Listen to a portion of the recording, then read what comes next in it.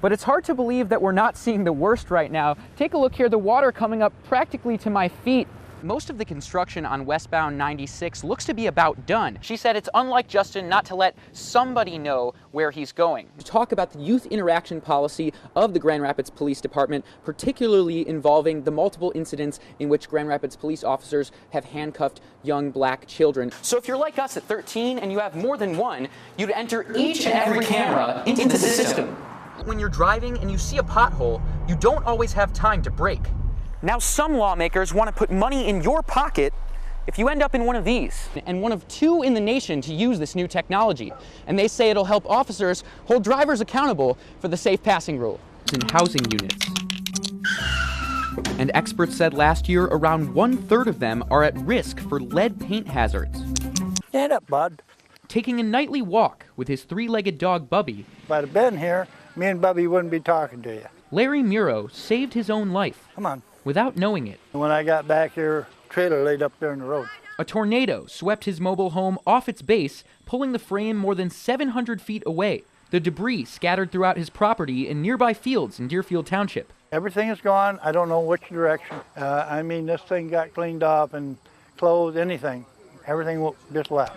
Members of Miro's family and neighbors spent Sunday clearing the area and recovering items. Yeah, you put that over there.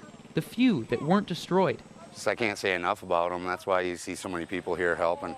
I know if it would have hit me up the road that they probably would have been doing it before I even got out of bed. The sense of neighborhood cuts deep on Washington Road, extending to Krantz Farms next door. The storm took 4 of its buildings, part of the barn roof, and most of its trees. Boy, I'll tell you, it's been a godsend to have everybody come.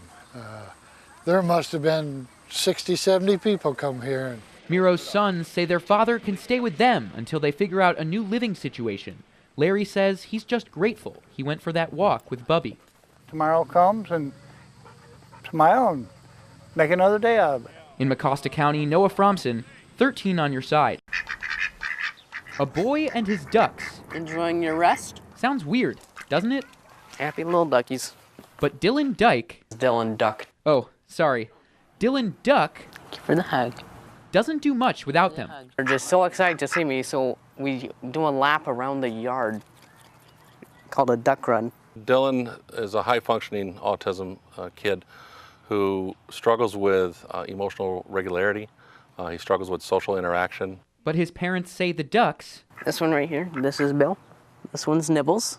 Help Dylan keep his normal. They've taught him to be responsible. They've taught him to connect emotionally to someone, to something, and it's helped him really develop. Just wouldn't be the same. It'd be very hard to continue doing everything without the ducks. But Dylan may have to.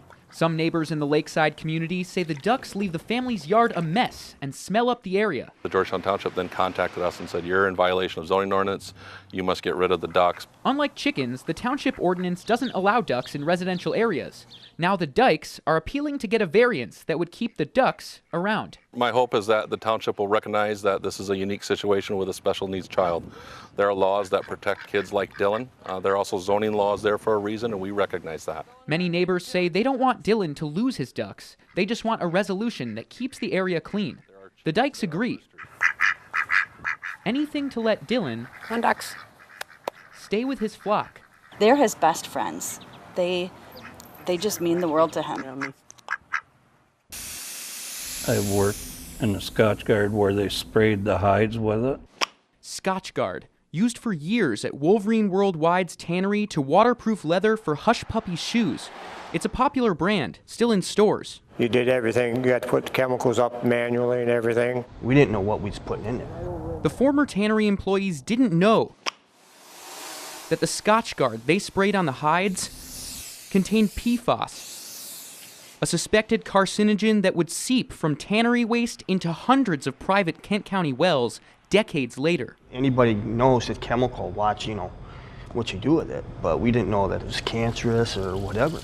No one knew that drinking water with the smallest amount of these industrial chemicals, down to the parts per trillion, would be dangerous. Your water looks fine, so it took me quite a while to grasp the severity of this. It really has. Sandy Winsteldt lives across from an old Wolverine dump in Belmont.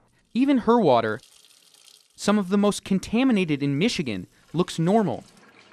It's a chain from Scotchgard to the hides, and years later to the water. The water started to taste funny out of the drinking fountains. But in June of 1999, kind of a rusty brown color, steps were skipped. I had noticed the water kept changing color while I was drinking it.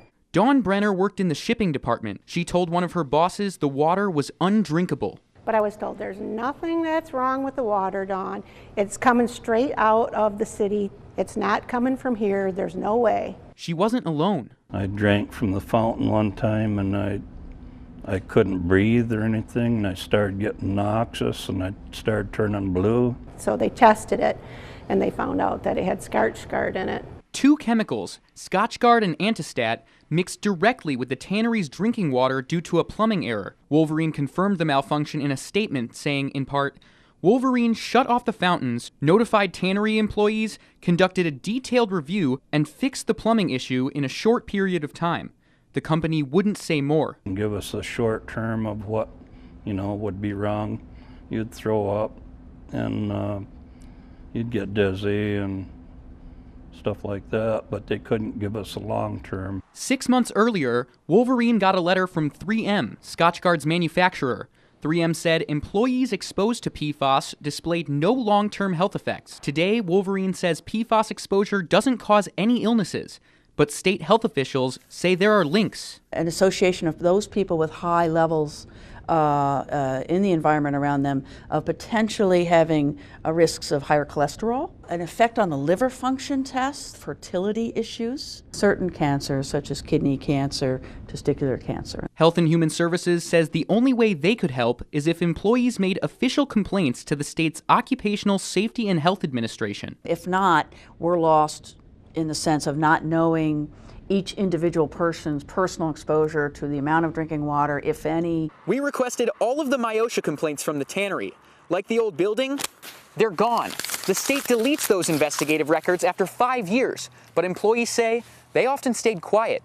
When supervisors and people higher up, are saying, oh no, it's okay, you believe that. Well, sometimes I thought we were just clock numbers to them. We was here one day, well, they can get somebody to replace us.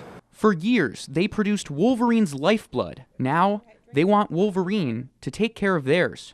Give us all blood tests and make them pay for our insurance and doctor bills. And if you need something that was caused from your work, they should be liable for it. Now, Wolverine has declined to pay for blood tests for people in Kent County, saying they're not clinically predictive.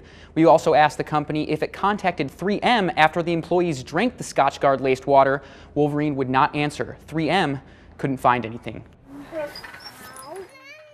What, baby? As foster parents, Brett and Janelle Beamers didn't really plan on hearing this. Look at Mama. But on Mother's Day in the park, it's a special reminder that they get to hear it forever. 5 times over. We didn't expect to have 5 kids quite so quickly, but it's been a really wonderful journey so far. The Grand Rapids couple has fostered 20 children over the past 6 years. We just really saw the need for safe families for kids, and we decided to step in and fill that need. And on any given day, it's a need of around 900 kids in Kent County, according to the West Michigan Partnership for Children. It takes someone with a big heart to provide that healing home for a child, knowing that the goal is really to reunify the child with their family. But that wasn't a reality for 5 of their foster children. So the couple decided to adopt all of them. We've loved them, we've cared for them. When the question came, do you want to make this permanent, we said yes for our kiddos. Their story is so inspiring. They started with no children, and now they have a beautiful family of 5. A family thanking Mom with laughter on her special day.